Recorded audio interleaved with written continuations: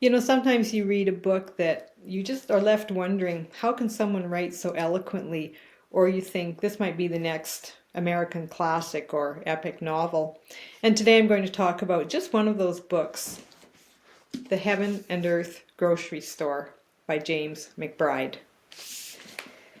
This book could be described as historical fiction, and a real strength is that we learn a lot about society's deeply ingrained issues of prejudice and inequality and persecution through simply reading a really good story. The book begins in 1972 with the discovery of a body, and we don't hear any more about that body until the end as the story winds itself through 1925 to 1972. The story takes place in Pottstown, Pennsylvania, or more specifically, Chicken Hill. And Chicken Hill is a rather rundown neighborhood of African Americans and of Jewish immigrants from a number of European countries who have fled persecution. Both groups very different, but sharing a type of bond as they both struggle to survive in an America where the elite establishment makes the rules. Moshe Ludlow is a Jewish theater manager who opens his theater to African American performers and audiences. He's madly in love with Shona, his wife, who owns and manages the Heaven and Earth grocery store, a money-losing endeavor due to her willingness to extend credit to both the Jewish and African American communities, but then never seeking repayment. She insists on keeping the store open out of her belief in kindness to others, as she believes without charity, what is life?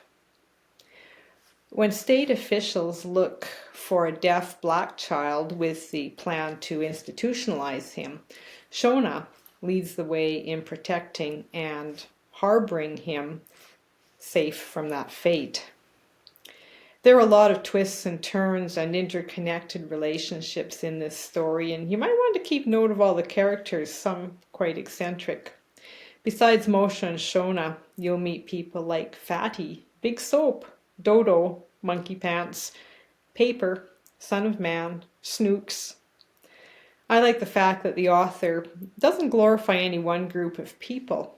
Instead, he builds characters from all walks of life that might not be all that ethical. There's a lot to this book.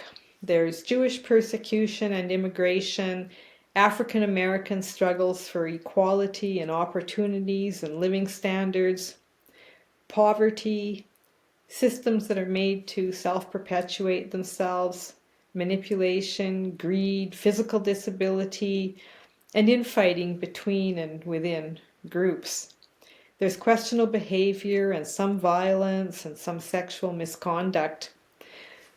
But I think the main theme is the struggle of any marginalized person or group to survive and to achieve equality in a judgmental world, and more importantly, the portrayal that love and kindness and community can save and change lives, and how people can work together despite differing backgrounds.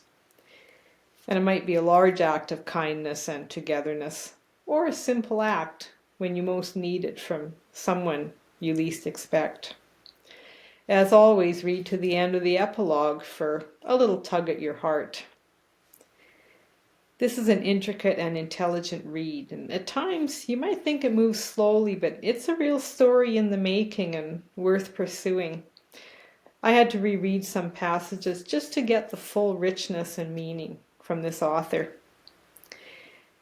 James McBride is a well-known writer of some 7 prior novels and has received much acclaim for his humanitarianism and his ability to portray social issues. He knows of what he writes. His novels, Deacon King Kong and The Good Lord Bird, are on my reading list. I highly recommend this book for a thoughtful, knowledgeable read. The Heaven and Earth Grocery Store by James McBride.